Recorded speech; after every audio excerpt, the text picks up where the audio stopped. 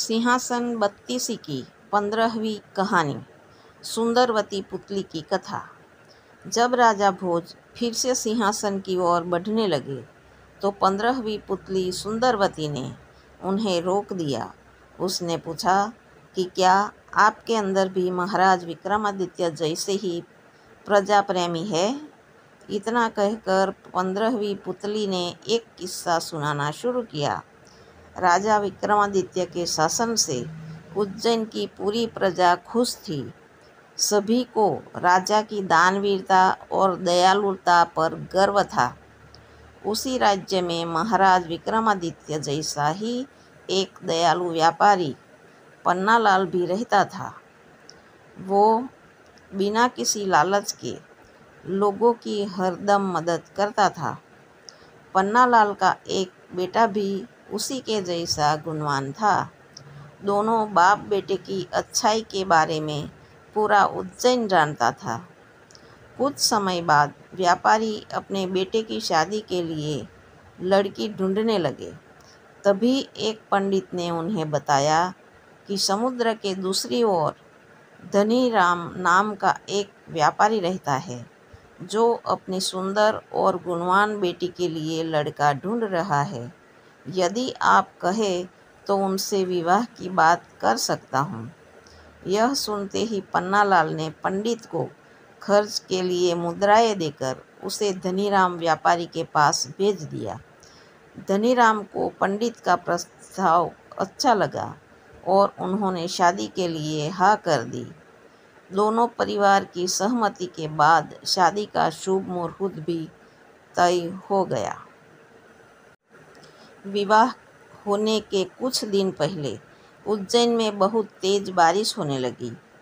तब पन्नालाल सेठ ने सोचा कि अगर इसी तरह बारिश होती रही तो दूसरे राज्य जाकर बेटे की शादी कैसे कराएंगे?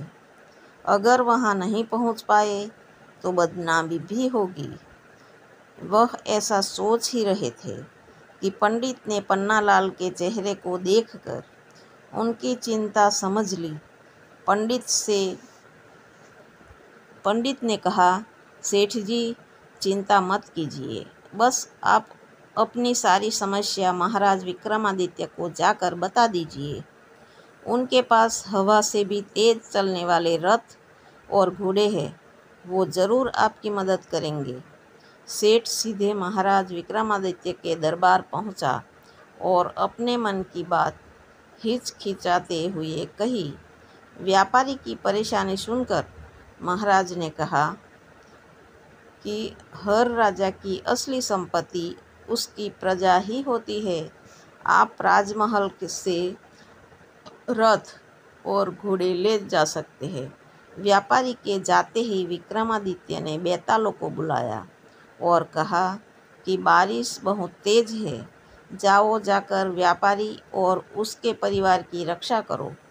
तभी व्यापारी अपने बेटे की शादी के लिए पूरे परिवार और रिश्तेदारों के साथ रथ लेकर दूसरे राज्य के लिए निकल गए। चलते चलते वो समुद्र के किनारे पहुंच गए। गहरा पानी देखते ही व्यापारी के मन में हुआ कि अब रथ से समुद्र कैसे पार हो पाएगा।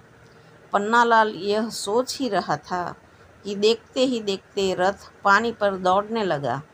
व्यापारी समय रहते ही पूरे परिवार के साथ विवाह स्थल पर पहुंच गए और धूमधाम से बेटे की शादी करके अपने नगर वापस आ गए।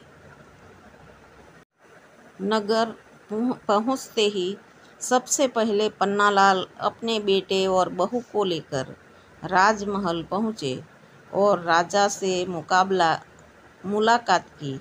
राजा ने उन दोनों को आशीर्वाद देते हुए पन्नालाल को कहा कि आप रथ और घोड़े बच्चों को दे दो।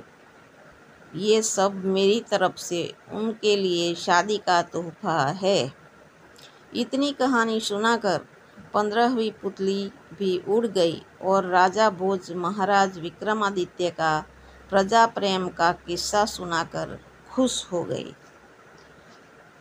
तो दोस्तों, यह कहानी से हमें यह सीख मिलती है कि ज़रूरत पड़ने पर हमेशा दूसरों की मदद करनी चाहिए और दूसरों का भला करने वालों को भगवान हमेशा खुश और सुखी ही रखता है।